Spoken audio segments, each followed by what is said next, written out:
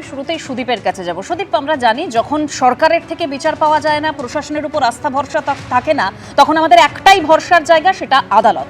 আমরা কিছুদিন আগেও দেখলাম মাননীয় মুখ্যমন্ত্রী মমতা বন্দ্যোপাধ্যায় তিনিও সুপ্রিম কোর্টে গেলেন বিচার চাইতে, তিনি সওয়াল করলেন। কিন্তু সেই সুপ্রিম কোর্ট, সেই সর্বোচ্চ আদালত যখন এই নির্দেশটা দিয়ে থাকে যে এই যে প্রতিটা শুনানি কেন্দ্রে একেবারে আইন শৃঙ্খলা তা রক্ষা করতে হবে রাজ্যের প্রশাসনকে, রাজ্যকে সেটা দেখতে হবে, সেটা তো মানা রাজ্যের কাজ বা প্রশাসনের কাজ। তারপরেও যদি এই ছবি বাদুড়িয়ার একদম সেই ভিডিও আমরা দেখালাম, এই ছবি ধরা পড়ে, তাহলে তো প্রশাসনের সদিচ্ছা নিয়ে প্রশ্ন উঠে যায়, তাই নয় কি? সবার প্রথম আমি তৃণমূল কংগ্রেসের মুখপাত্র হিসেবে বলবো, তৃণমূল কংগ্রেসের দুজন প্রতিনিধি ছিলেন বলে ওখানে আজকে কোনো অপ্রীতিকর ঘটনা ঘটেনি। আপনি যে ভিডিও ফুটেজ দেখাচ্ছেন, দেখুন দুজনে হাত দিয়ে আটকাচ্ছেন যাতে কেউ গায়ে হাত দিতে না পারেন। যারা আটকাচ্ছেন তারা সবাই আমাদের দলের কর্মী, সমর্থক, সদস্য, নেতৃত্ব। তা আমরা বলছি বাংলা জুড়ে 8,100-র বেশি অবজারভার, মাইক্রো অবজারভার পাঠিয়ে সাধারণ মানুষের যে হয়রানি, সেই হয়রানি নিয়ে তো নির্বাচন কমিশন কোনো কথা বলছে না। আমি নিজে গ্রামে গিয়ে দেখেছি, প্রেগনেন্ট মাদার 4.5 ঘন্টা 5 ঘন্টা ধরে দাঁড়িয়ে আছে SIR এর লাইনে। সেখানে নির্বাচন কমিশনের পক্ষ থেকে এক বোতল জলের ব্যবস্থা পর্যন্ত কেউ করেনি। আজকে এই ছবি আপনারা দেখাচ্ছেন এবং আমি বলছি তৃণমূল কংগ্রেসের নেতৃত্ব তারা এখানে ছিলেন বলে কোনো অপ্রীতিকর ঘটনা ঘটেনি। তুমি যে কথাটা বলছো শুধু আমি ধরে নিলাম যে তৃণমূলের প্রতিনিধিরা সেখানে ছিল বা তৃণমূলের নেতারা সেখানে ছিল বলে ওই পরিস্থিতি, মানে কোনো অপ্রীতিকর পরিস্থিতি হয়নি। তাহলে সেখানে পুলিশ কি করছিল? বিডিও অফিসে তো পুলিশের থাকার কথা। আর ঠিক যে হয়রানির কথা তুমি কিছুক্ষণ আগে বলছিলে, তো এই যে পরিস্থিতিটা তৈরি হলো, তাতে কি হয়রানিটা আরো বাড়লো না সাধারণ মানুষের? দেখুন, আমি বলি যে পুলিশ নিশ্চিতভাবে ছিল এবং যাতে কেউ কারোর গায়ে হাত না দেয় সেটা তো জনপ্রতিনিধি বলুন, সাধারণ মানুষ, BLA তারাও তো দেখছেন। পুলিশের কাজটা করছে বলেই আজকে বাংলা জুড়ে বাংলায় আগুন জ্বলেনি। এই SIR করে নির্বাচন কমিশন আসলে বাংলায় আগুন লাগাতে এসেছিল। সাধারণ মানুষকে যে হয়রানির মধ্যে পড়তে হয়েছে, মানুষ যে ওখানে ধৈর্য ধরে লাইনে দাঁড়িয়েছেন, দাঁড়িয়ে কাগজপত্র দেখিয়েছেন এবং তারপরে বিজেপি নেতাদের একের পর এক উস্কানি।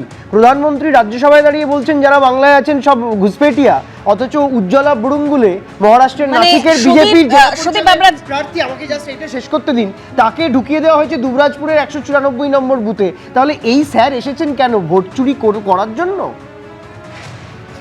মানে আমরা দেখেছি ফারাক্কা চাকুলিয়াতে ঠিক কি ঘটনা ঘটেছে মনিরুল ইসলামের নেতৃত্বে, মানে উপস্থিতিতে, সেখানে মানে কি ঘটনা ঘটেছে আমরা দেখেছি। কমিশন FIR এর নির্দেশ দিয়েছে কিন্তু FIR করা হয়নি। এখান থেকে ও তন্ময়দা, মানে এক্ষেত্রেও FIR হয়নি এখনো পর্যন্ত যা খবর রয়েছে। এক্ষেত্রেও তন্ময়দা একটা প্রশ্ন ওঠে যে কমিশন বারবার FIR এর কথা বলে কিন্তু FIR হয় না, কমিশন পদক্ষেপের কথা বলে কিন্তু পদক্ষেপ কি নেওয়া হয়?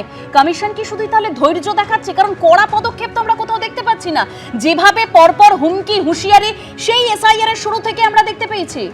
দেখুন আমার ধারণা, দেখুন আমি কমিশনার হয়ে বলতে আসিনি, আমার ধারণা কমিশন হচ্ছে SIR এর কাজটা শেষ করতে চাইছে। কারণ আপনি জানেন যে এটা বলা আছে আইনে যে রাজ্য সরকারকে সব রকমের সহায়তা করতে হবে, আর এখানে প্রথম থেকেই রাজ্য সরকার কোনো রকমের সহায়তা করছে না। এবং তারপরে আপনি দেখতে পাচ্ছেন যে আজকে FIR এর কথা আপনি বললেন, FIR করা হলো না, এখন কমিশনের কাছে কি উপায় আছে? আবার গিয়ে কোর্টে জানানো, আবার কোর্ট থেকে বলবে, তারপরে কোর্টের কথা অনেক সময় এরা শোনে না। আজকে আপনি বসিরহাটে বাদুড়িয়ার কথা বলছেন, আমি বসিরহাটের ছেলে।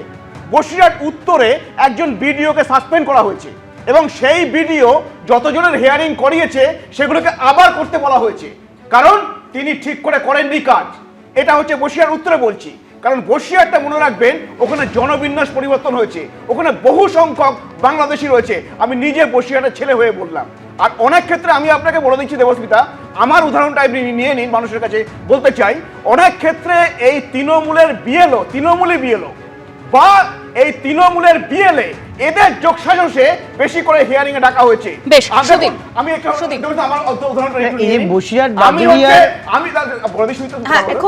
আমি তন্ময় মুখোপাধ্যায়, মাধ্যমিক থেকে আমার সামনে মুখোপাধ্যায়। হঠাৎ করে আমি ইউনিভার্সিটি ভর্তি করতে গিয়ে দেখলাম 2002-এ আছে আমার তন্ময় মুখার্জি।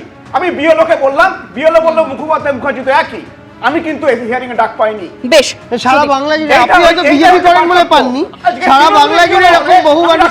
আপনি বলবার সময় আমাকে বলতে বলেছেন 10 সেকেন্ড চেয়েছেন, আমি আপনাকে 10 সেকেন্ড দিয়েছি। তা ন্যাচারালি যখন আমি বলবো তখন আপনাকে শুনতে হবে। না বলো। হ্যাঁ, তো আমি জানি না, হয়তো কমিশনের আপনি খুব অনেকেই পায়নি, সেই জন্য আবার আবার তুমি আমাকে এখানে শুনে নিই একটু সুদীপের বক্তব্য, তারপর আপনি বলবেন। মুখোপাধ্যায় মুখার্জি বলে না ডাকলেও বাংলায় এরকম অন্তত 10,000 লোক আছে যারা গঙ্গোপাধ্যায় থেকে গাঙ্গুলি বলে তাদেরকে ডাকা হয়েছে, ব্যানার্জি থেকে বন্দ্যোপাধ্যায় বলে তাদেরকে ডাকা হয়েছে।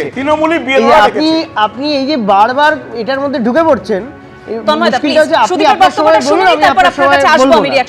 তো আমার বক্তব্য হচ্ছে যে এসআইআর এর মাধ্যমে সাধারণ মানুষের যে হয়রানির ছবিটা আজকে দেখা গেল, এবং এত এত হাজার হাজার মাইক্রো অবজারভার এসেছে, এই মাইক্রো অবজারভাররা এলো কোথায় না বাংলায়, যেখানে নাম বাদ পড়লো কেরালার থেকেও কম, উত্তরপ্রদেশের থেকে কম, গুজরাটের থেকে কম, অথচ গুজরাট, উত্তরপ্রদেশে, আসামে মাইক্রো অবজারভার গেল না, এলো বাংলায়।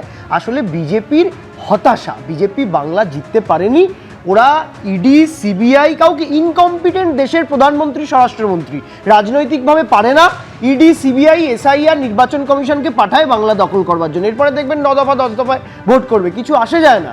ট্রাম্পের পুলিশ নিয়ে এসে ভোট করলেও 2026 আমি আবার বলছি, আজকে বিধানসভা থেকে ওয়াকআউট করেছেন, এরপরে বাংলা থেকে ওয়াকআউট করতে হবে। মানে এই যে সুদীপ মাইক্রো অবজারভারদের কথা বলছিলেন, এই মাইক্রো অবজারভারদের নিয়েও কিন্তু আবার বিরোধী দলনেতা শুভেন্দু অধিকারী তিনি অভিযোগ করেছেন, কি সেটা আমি পরবর্তীতে দেখাবো। তবে ঠিক এই বাদুড়িয়ার এই ঘটনায় যাদের বিরুদ্ধে অভিযোগ, সেই তৃণমূল নেতারা, অর্থাৎ যাদের নাম জড়িয়েছে ওই তৃণমূল নেতারা কি বলছেন শুনুন। দীপক মণ্ডল নামে একজন, তিনি 45 জন ব্যক্তি যারা জীবিত এবং বৈধ মানুষ, যাদের 2002 সালের ভোটার লিস্টেও নাম আছে, তাদের নামে উনি ফর্ম 7 জমা দিয়েছেন, যে এরা ডেথ পার্সন হিসেবে মেনশন করে। সেটা বিএলও যখন লোকালি ইনকোয়ারি করতে যায়, কোনোভাবে সেটা লিক আউট হয়ে গেলে গ্রামবাসীরা সেটার উপরে আতঙ্কিত হয়ে পড়ে এবং ওরা বিডিও অফিসে আসে, এসে আধিকারিকদের সঙ্গে কথা বলে।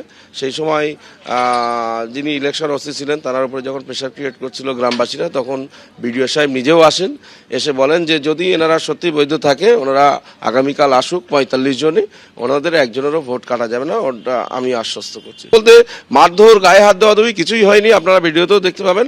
হ্যাঁ, যেটা হচ্ছিল, হ্যাঁ হ্যাঁ একদমই তাই।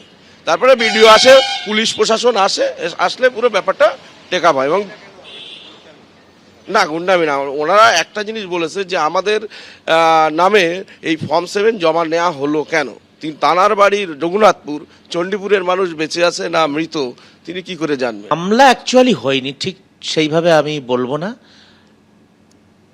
যারা অ্যাকচুয়ালি তারা এসছে 33 জন মানুষই এসছে, আর আলাদা যে 12 জন ডবলিং যেটা দেখানো হয়েছে তারাও এসছে।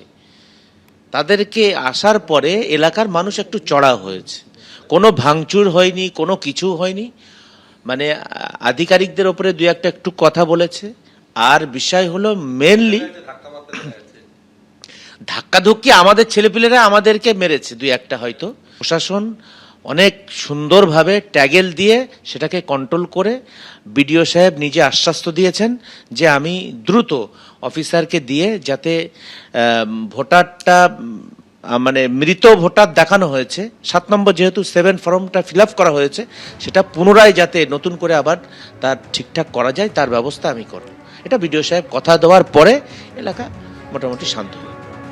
মানে রাজাগোপাল বাবু দেখুন, সেই এসআইআর শুরুর সময় থেকে বা তার আগে থেকে বিএলওদের একের পর এক হুমকি হুঁশিয়ারি কিভাবে দেওয়া হয়েছিল আমরা দেখেছিলাম, তা নিয়ে আমরা আলোচনা করেছি। আজকে এসআইআর শুনানির শেষ দিন, সেদিনও এই ছবিটার বদল হলো না। মানে সেই রাজ্য সরকারের যেখানে আইন শৃঙ্খলা দেখার দায়িত্ব, পুলিশের যেখানে উপস্থিত থাকার কথা, পুলিশকে তো দেখাই যাচ্ছে না। সেটা যদি কিছুদিন আগের ফারাক্কা, চাকুলিয়া বলেন, তারপর বাদুড়িয়া। হ্যাঁ দেখুন, যেটা ইলেকশন কমিশন তো একটা দিল্লি বসে কাজ করে, তারা তো সম্পূর্ণভাবে রাজ্য সরকারের উপর নির্ভরশীল। এখন রাজ্য সরকারের কর্মচারীরা যারা আছেন তাদের নিঃসন্দেহে তাদের কাজ ছিল যে কি করে সুষ্ঠুভাবে ইলেকটোরাল রুল তৈরি করা যায়। এটাও নির্বাচনের জন্য অত্যন্ত জরুরি এবং সংবিধানে এ ধরনের দায়িত্ব ইলেকশন কমিশনকে দিয়েছে। কিন্তু ইলেকশন কমিশন যেহেতু তার নিজস্ব স্টাফ নেই, রাজ্যগুলোর উপর নির্ভর করে চলে। এখন উচিত ছিল রাজ্যগুলোর সেই দায়িত্ব তাদের কর্মচারীদের বলা, তোমরা সঠিকভাবে কাজ করো। হ্যাঁ, কিন্তু সেটা দেখা গেছে এমনভাবে তাদেরকে মোটিভেট করা হয়েছে, অনেক সময় মনে হচ্ছে যে তাদের উপর একটা ভয় ভীতির বার্তা রয়েছে। সেটা সরকারের তরফ থেকেও রয়েছে, হয়তো বিরোধী দলের কেউ কোনো মানুষও সে কথা বলেছেন। এই জায়গায় দাঁড়িয়ে নির্বাচন কমিশনের উচিত ছিল কঠোর হওয়া। সে কঠোর কারা জানে যে কঠোর হওয়ার মতন জায়গায় তারা নেই, কেন যে প্রশাসনের সহায়তা ছাড়া এখন যদি কঠোর হতে চায়, ব্যবস্থা নিতে চায়, তাহলে হয়তো অনেক কিছু আটকে যেতে পারে, নির্বাচনও আটকে যেতে পারে। এইটা নির্বাচন মানে কমিশন রাজাগোপাল চাইছে বাবু না। আপনি বলছেন যে নির্বাচন কমিশনের যে কঠোর হওয়ার সেই জায়গাটা কোথাও নেই। যদি এই এসআইআর এর শুনানি চলছে, আজকে শেষ দিন ছিল, সেই দিন তখন যদি এই পরিস্থিতি হয় তাহলে তো কয়েক মাস পর ভোট রয়েছে, আর ভোট মানেই তো আমরা জানি সেই হিংসা, সেই রক্তপাত। হ্যাঁ দেখুন, ব্যাপারটা হচ্ছে যে ভোটে কি হয় আমরা তো কিছু কিছু খবর পাই। ভোট হয়ে গেছে মানে শান্তিপূর্ণ, এটাই একটা বার্তা আসে, কিন্তু সব জায়গায় তো শান্তি মানে যে নিজের ভোট নিজে দিচ্ছে সেটা সবসময় ঘটে না।